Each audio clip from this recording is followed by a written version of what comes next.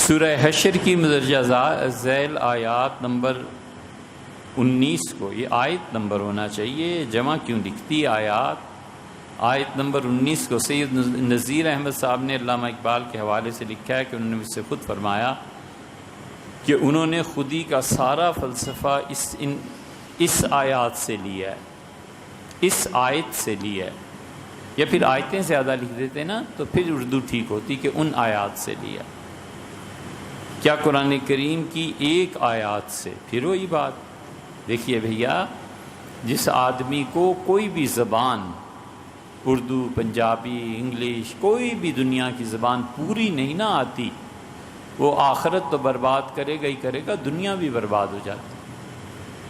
یہ زبان کوئی آسان چیز نہیں ہے، اسے پتہ ہی نہیں ہے کہ میں نے کہا تم میری طرف سے فارغ ہو، اس ایک جملے کا اثر ازدواجی زندگی میں کہاں جا کر پڑے گا، اسے پتہ نہیں ہے نا کہ فارغ ہونے کے اردو زبان میں معنی کیا آتے ہیں۔ اردو ہی پڑھیے، پوری پڑھی، پنجابی پڑھی، پوری پڑھی۔ اچھا بھائی، کیا قرآن کریم کی ایک آیت سے ایک پوری فلسفی اخذ ہونے کا بیان صحیح ہے؟ ایک فلسفے کی بات کرتے ہو یار، سینکڑوں فلسفے نکلتے ہیں۔ اللہ کی پاک کلام میں ایسی آیات ہیں کہ ساری زندگی اس کو بیان کرنے کے لیے ناکافی، زندگی بھر بیان نہیں ہو سکتی۔ کئی آیات سوچنے والا سوچتا ہے، اور اس سمندر بحر الکاہل کی کیا گہرائی ہوگی اور بحر اوقیانوس کی جو آیت کریمہ پڑھتا ہے اور حیران رہ جاتا ہے کہ اللہ نے یہ چیز یہاں بیان کی ہے۔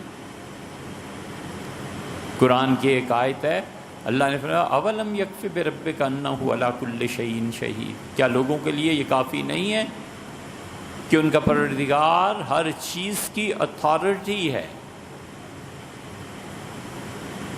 اگر خدا کی کتاب میں کسی آیت کو سجدہ کرنا جائز ہوتا تو ہم اس کو سجدہ کرتے۔ یہ اتنی زبردست آیت ہے کہ حیران ہوں اللہ نے یہ کیا کہا، وَلَمْ يَكْفِ بِرَبِّكَ أَنَّهُ عَلَىٰ كُلِّ شَيْءٍ، کیا لوگوں کو یہ سمجھ نہیں ہے کہ ان کا پروردگار ہر چیز کی اتھارٹی ہے، اصل ہے۔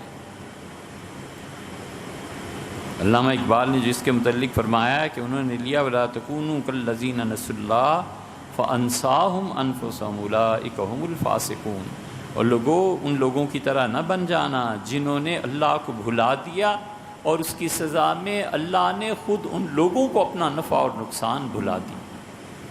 یہ کوئی کم بات؟ خودی اور خودی کے متعلقین میں ہزاروں اور لاکھوں چیزیں اس ایک آیت کریمہ سے ثابت کی جا سکتی ہیں۔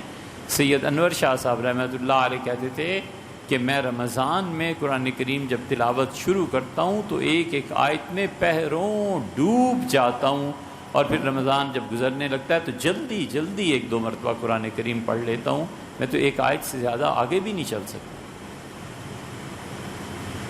علامہ اقبال کے جو آخری سال تھے زندگی کے، سید نذیر نیازی مرحوم نے بھی لکھا ہے اور لوگوں نے بھی کہ وہ بس، ان کے خادم بھی کہتے تھے کہ صبح نماز پڑھ کے سو جاتے تھے وہ، بس پھر جب ان کی آنکھ کھلتی تھی تو بیٹھ جاتے تھے، حکا آ جاتا تھا۔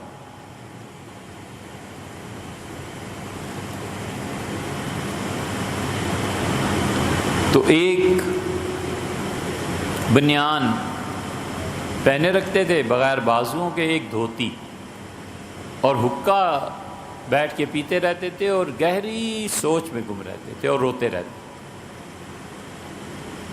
ایک دن کوئی آیا تو اس نے پوچھا، بہت بڑے آدمی تھے آنے والے بھی، انہوں نے پوچھا کہ علامہ یہ کیا رنگ ہے آج کل؟ انہوں نے کہا دیکھو میں یہ آیت سوچ رہا تھا، یہ پروردگار عالم نے فرمایا ہے، میں کئی دن سے اسے سوچ رہا ہوں اور مجھے فرصت ہی نہیں ملتی کہ اس آیت سے باہر نکلوں۔ یہ ہوتا ہے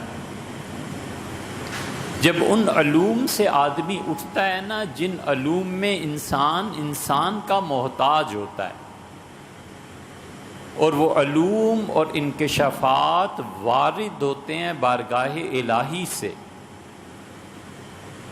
تو وہ علوم پھر انسان کے لیے زندگی تنگ کر دیتے، اور یہ ہوا ہے کئی ایک کے ساتھ کہ ایک آیت کریمہ پر غور کرتے رہے اور دل پھٹ گیا، زندہ ہی نہیں، اتنی علوم کی بارش ہوئی کہ ظرف تھوڑا تھا اور بہت زیادہ اللہ نے دے دی۔ حضرت یوسف صاحب رحمۃ اللہ علیہ تبلیغی جماعت کے جو دوسرے امیر تھے، حضرت رحمۃ اللہ علیہ کے ساتھ بھی یہی ہوا تھا۔ کسی نے وفات کے بعد پوچھا تھا کہ حضرت کیا ہوا؟ فرمایا علوم کی اتنی بارش ہوئی، اتنی میں اس میں بھیگ گیا، اور وہ دیکھتے ہو تم پھر میری روح نکل گئی۔ تو کوئی ایسی بڑی بات نہیں۔ پیر میر علی شاہ صاحب رحمۃ اللہ علیہ کا بھی یہی حال ہو گیا تھا، وہ بھی روتے رہتے تھے۔ تو کسی نے مجبور کیا تو ان کا تم لوگ میری بات نہیں سمجھ سکتے۔ اسی لیے جو صوفیہ کے تذکروں میں آتا ہے نا کہ زندگی کے آخری سالوں میں وہ خاموش ہو گئے اور ان کا کلام لوگوں کی سمجھ سے بالا ہو گیا اور وہ دنیا سے کوچ کر گئے، وہ یہی ہوتا ہے کہ اپنے زمانے کے علوم کی سطح سے وہ بہت زیادہ بلند ہو جاتے ہیں۔ مولانا روم کی مثنوی، ابن عربی رحمۃ اللہ علیہ کی فتوحات مکیہ اور حکیم سنائی کا دیوان اور فرید الدین عطار رحمۃ اللہ علیہ کی جو کتابیں ہیں نا، وہ جو انہوں نے پرندوں پہ لکھی ہے، یہ سب چیزیں ایسی ہیں، طائر نامہ ہے شاید اس کا نام، یہ سب چیزیں ایسی ہیں کہ آدمی پڑھے پھر پڑھے پھر پڑھے، اور میں نہیں خیال کہ موت تک کوئی آدمی ان چیزوں سے نکل سکے۔ ہر بار نیا فلسفہ ہے، ہر بار نئی بات ہے، ہر بار حقائق کی زندگی ہے۔